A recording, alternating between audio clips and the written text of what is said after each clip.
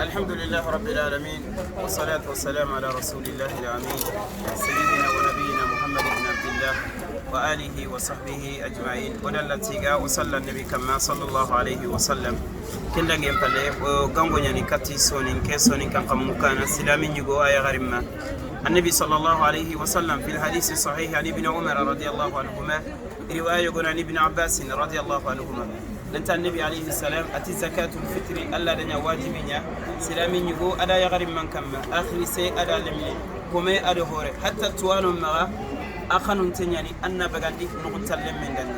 نعم زكاة الفطر بغمانا بغادا باتي إررني بغو كتا أيوا سومي النغونا من اللغوي ومن الرفس ديغامو بغو كونغو فتندو مونا فوفاي أمغا وانا فاي زكاة الفطر لنيا أنا كنيا إفاسي نبكانو إتي زكاة الفطر أما نغا كيبي نغنيمي أنغو سجود سهوي في صلاة وأنا يصلي النقص والزيادة أنغا سجود سهوي دبرني إما بعد السلام ولا قبل السلام زكاة الفطر اللي كينيا أدو تؤمة للمساكين أدو مسكينا نيغان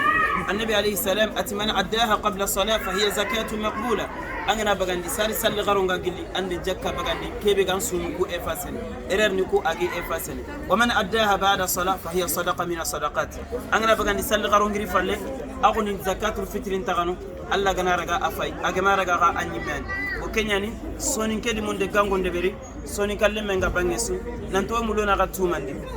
تومنياني أوي مني آخني غنو أوي غلا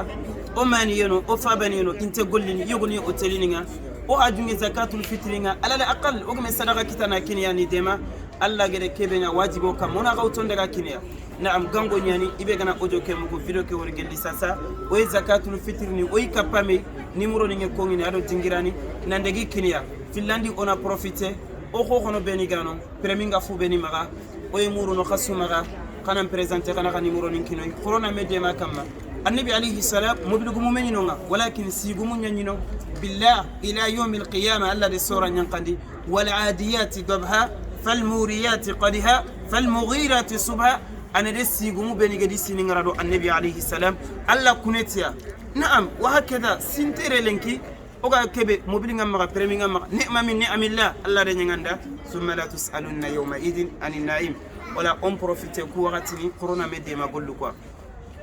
خرجنا نبرميني بمغا موبيلين تامغا بروبلم تيلي أنا موبيلين كنانا كودونا مديما نزكاة الفطر نكوجو فاندي وسنا سالين دبي نعم داتي بيجنا خمبانغا شيخ نسفنا كينغا أجا جوبنا وقتي بارا خمبا أنا نمر نبغى كنين هذا وبالله تعالى توفيق والله المستعان وعليه تكلان والحمد لله والصلاة والسلام على رسول الله وانت دعامين دوران جلوني لينكي سبيتم كتاكي وكا سوفاسو وانتامبيلي ado tumunye donc oga faybe yernane 5 yuri marque sege diga katay tagen no gondi woli yernane yi o ma ro yoga dimay berwa diga soronde dabar ngalli ga ne ka gondi nye allah ta'ala alhamdulillah ya kiri nga wala wala nga yana no gilani soyer nane yi otona occasion ni do ma o ka profiter zakatu fitri nga achinkinge donc o warni ni mo no ki srebe gana nga mala zakatu fitri mbagandi angana pundi mo no ki ala no ga chinte watna na daga de ko no yo kembere nga mo ka garo do ko to dabari na nandi aga kawati ne ona ni zakatu fitri ko sen ngara ko mo be fokana mbuwa oro sallen naga donc ara makka to hilli sallen kanin daga ora masalli garo oro gat ni salli garo kembere date limite be ko maka kendi mardi awage men so faso tambile aro kabun ko tanga ken ko tani no wagi tagandini amana be gana kinoi amana ke be gana sa o kama o ga hera ina ni kinandi gan kawaki ni jingira be oro sallen ga atina kendi mardi aga gemme so faso amani atambile do kabun ko tani mardi nga inshallah taala nimoro ngar ni kina gai anga jingira be anga qindita ando no ko be an tinta ina daga de ko ke jingira wulani kembere ango anke nyam pangol denga gollen kutenno ko maka barakallahu fikum الحمد لله والصلاة والسلام على رسول الله أودوان من الله كنا كل كرو قدنا الله كنا يروم بيجن تاتنا يوم القيامة أغارني نيمور نكوبينيكو نيمور نسكيان anga kat kitela nokosu pari no konga an foyenya ya an appartement nya an kat kitela dingarasu an nan numéro bane khirita an tin kene ke nokko fulani yayi njakka ngim ma njakka to filtre ngim ma ngumulle an lawtu ana ko nganda anga dingarabe an nokko betinte ngi ana numéro gina nga an kata a jofande ni don ngi inshallah yela gana nyam mamma begeni wala papa begeni angranta gilli antani nyana ngata wala seren tam ma graw ndoko ni an khibar ke suko mo kati fere kita o graw sere jofande nga bi idnillahi subhanahu wa ta'ala numéro fana ñani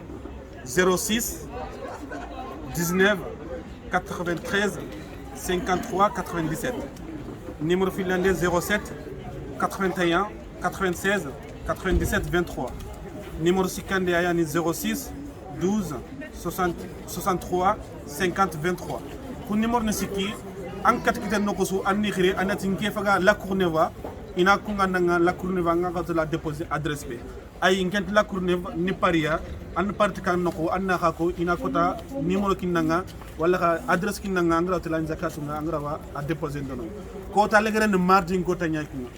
ko tanya oga zakatu fitr la kana ogi takhandini araw nyana mercredi ko ta kinga ko arban ko ta graw nyana sallenga maka algam sandanya sallenga ka ko ta legere be oga zakatu fitr nga oga takhandini kenyana talata ko tanya Allah ganna ko ngeda hakku su ko man tonga Allah ganna gollu la go danga Allah ganna fonnan kaya kun timman khirsu beni ko no ko Allah ganna khisan ko ni bamba Allah ganna o warjaha laylatul qadriya Allah ganna yampo o futukul man tonga hada huwa assalamu alaykum wa rahmatullah o mungu de nokubane